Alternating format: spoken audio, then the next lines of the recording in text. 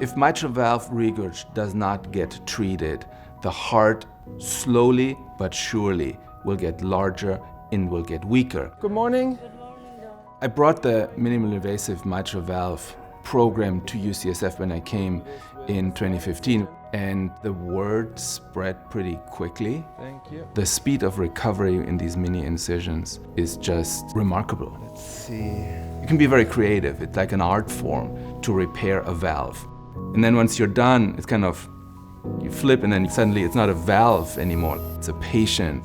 It's extremely rewarding if you do something technical and immediately it has a great impact on somebody's life. Whatever we do, it has to be about the patient and to provide them with the best long-term outcomes. UCSF Health, redefining possible.